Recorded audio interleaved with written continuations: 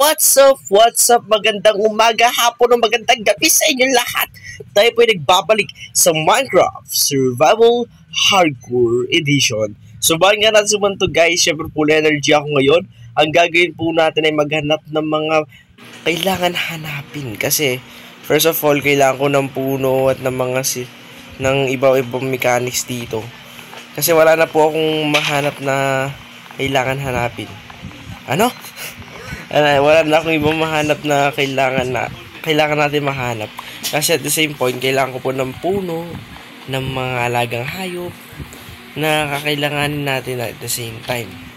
Kasi kung wala tayong pwedeng gamitin na alam ko na sasabihin nyo. Ang dami ko na namang crafting table. Opo, talagang ganyan yan. Ang dami ko ng crafting table na gagamitin na naman. Yan, magsisimula tayo dito sa taas para at least wala tayong mangyaring masama at makakapag-craft tayo. O, diba? Ganito yung natin. Survival let's play natin. Mabilisan. Kasi kung hindi tayo kikilos, walang mangyayari sa buhay natin. Kailangan ko ng puno.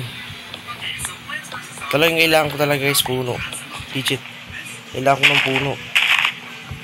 Walang puno walang mangyayari sa atin. Hindi ako gagano. Kailangan ko ng puno. Diba? So nakailan lang akong puno. Ewan ko na din. So we need some food Kasi yung food ko dito guys, isa na lang talaga siya. So as possible kailangan ko mag-lockbuy. Alam ko yung mga rabbit nagbibigay sila. Ilang mahirap po silang tamaan. Yung mga rabbit, mahirap po silang tamaan kahit gusto mo silang tamaan. Hindi mo basta-basta sila matatamaan. Yung role ko dito guys, kailangan ko makahanap ng shift. Kasi first of all, yung shift yung kailangan ko. At kapag wala tayong mahanap ng shift, delikado. Wala ko talaga ng shift na pwede magbigay sa atin ng source na kailangan natin. So lalagyan ko ng ganyan para at least hindi ako mahulog kung sakaling lumabas man ako. So may food tayo dito, which is di rin naman kakasya yung food na yan for full settle of day. So kailangan ko na mahabang preparasyon. O diba may skeleton dun. Ito yung sinasabi ko. Kailangan ko talaga ng settlement wala magi-spawn sa labas. So hindi natin maiiwasan yun. Talagang may magi-spawn dyan. So ngayon, ang resources ko dito guys is wala pa talaga. Yan yun naman. Kailangan ko pang i-settle tong base ko. Hindi ko pa siya ma-settle. So ang gagawin ko ngayon guys, kailangan ko ng wheat farm. Wheat farm talaga kailangan ko guys. At the first place, kailangan ko ng wheat farm. So kung wala akong wheat farm, ano na mangyayari sa atin dito? Wala na talaga mangyayari. So kailangan ko ng wheat farm. Nasulog na nga. Nasira na nga yung So we need some wheat farm Kasi guys yung wheat farm madali lang siyang gawin. So yung wheat farm yung gagawin natin ngayon. Pero bago tayo gumawa ng wheat farm, kailangan ko muna ng some resources na kailangan ko. Syempre first of all, kailangan ko lang pwedeng pagminahan. Kasi guys wala po tayong pwedeng pagminahan dito kundi yung yung sarili din natin. So yun na ako nang minahan.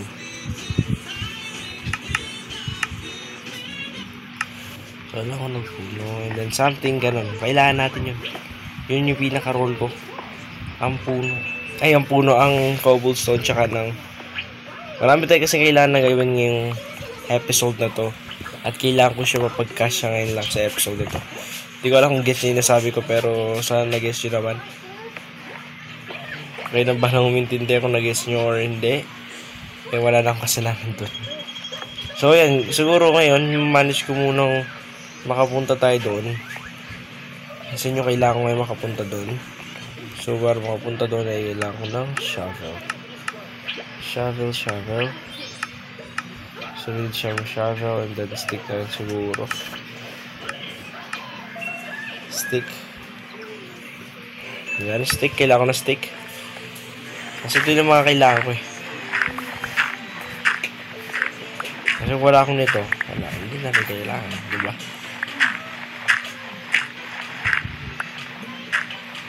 Yung mga kailangan natin yung dapat tunayin, of course.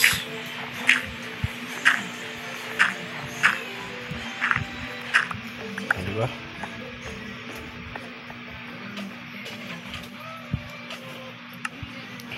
So ngayon naayusin ko yan, actually.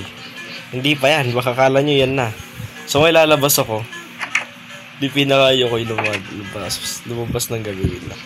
Kasi mamankil tayo sa sa tao dito. Hindi nakakatakot kapag lalabas ka ng gabi, wait lang. Kanya guys, nagmimina na po ako dito, nakikita nyo naman, talaga mina-mina ako ngayon. Kasi kailangan ko na ng iron guys, we need some sword na kung saan lalakas talaga tayo ng todo. So kung bagang ito, tatakpan ko na yan. Nakita ko yung iron guard, di ko na kukunin yan. Hindi, kunin natin. Sayang pa rin yan, iron pa rin yan. Iron pa rin yan din, huwag mo sayangin. So ngayon, dahil dito tayo dyan, pababa na tayo. Kasi yung mission natin dito guys, pababa tayo ng pababa. Pababa tayo ng pababa kasi bababa tayo nila. Diba? Actually guys, may kailangan po akong memorize sa TLD. So, bukas ko na lang po siya yung memorize kasi kaya ko naman po siya yung memorize ng isa lang naman. So, yun yung kababa, kaya ko na yan. I think ganyan kababa, pwede na. Ewan ko, feeling ko kanyang kababa, pwede na rin. Kung ako tatanungin,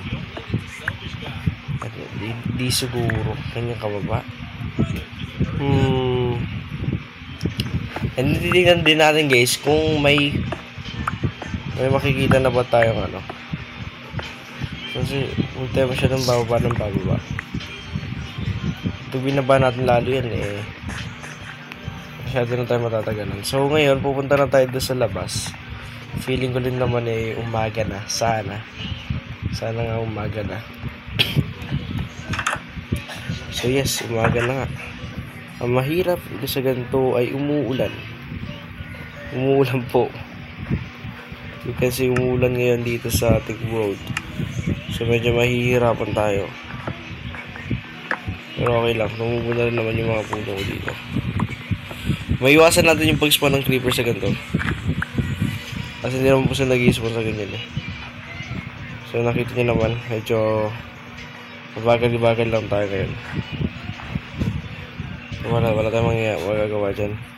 So ngayon na kailangan ko ng tubig, tsaka ng iron wheat talaga par, wheat yung kailangan natin. Ang mahirap, saan tayo kukuha ng wheat? Wait lang, kailangan ko ng tubig actually. So wait lang, bago tayo pumunta dito, we need some food sabi niya muna.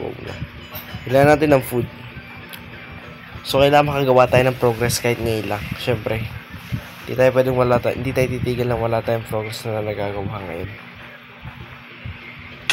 Aray ko. Ang problema lang po sa hardcore, hindi ka po mag-heal kung hindi ka po kumakain or hindi ka full bar. So hindi ka po mag-heal. Bigyan ko lang kayo ng konting construct. Hindi ka po mag-heal sa ganun. So kailangan ikaw ay full. So ngayon, hindi ko alam paano nagkaroon to. Wala namang butas dyan. Paano nagkaroon ng yan. So ngayon, kailangan ko na ano ba malupit dito?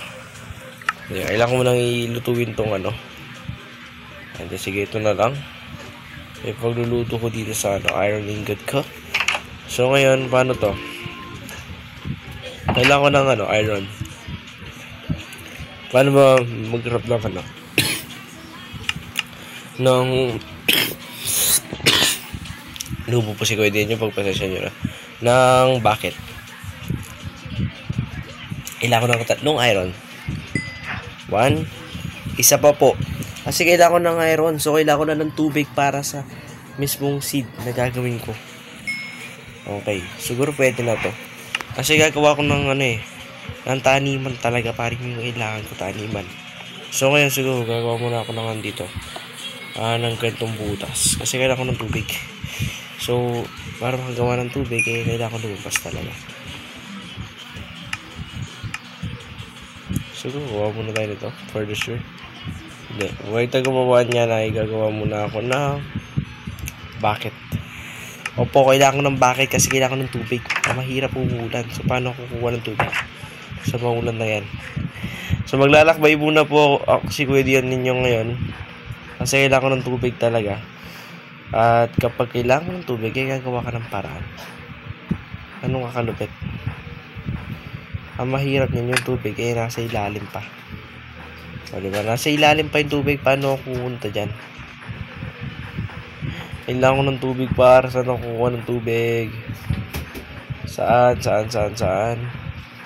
Ewan ko din saan ako kukuha ng tubig, pero sana we can manage it. Nakakuha ng tubig. Medyo mahirap yung challenge ng hardcore. Kung ako tatanungin nyo. Mahirap yung hardcore, guys. Kaya kapag ganito, mahirap siya. Pira lang kasi yung ano. May seed tayo. Nice one. O, diba tubig? Ayan o.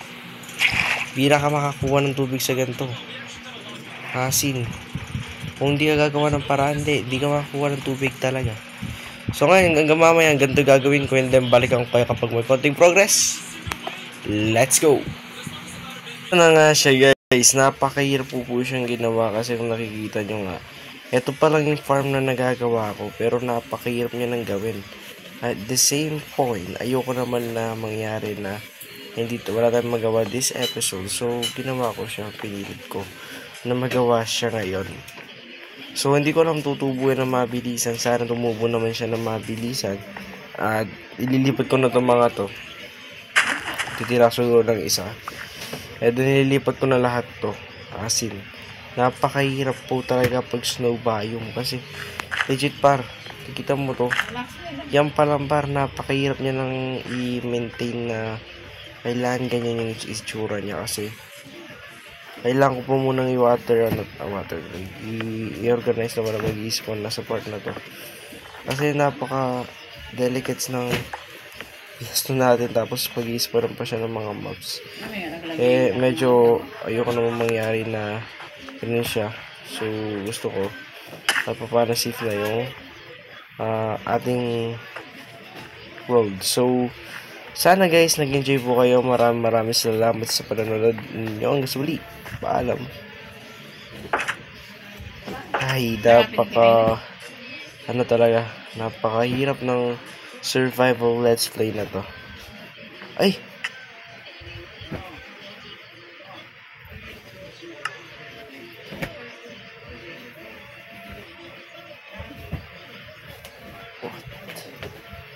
Oh my goodness. Patok tumalon. Oh. Oh my goodness. Ang hirap.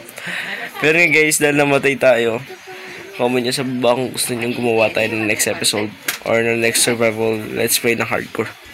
Hindi pa dito nagtatapos. Dahil nag-accidente ko talaga pinatay sarili ko dahil sa snow tayo nag-spawn. May episode 3 pa. Gagawa tayo ng bago. Hindi ito.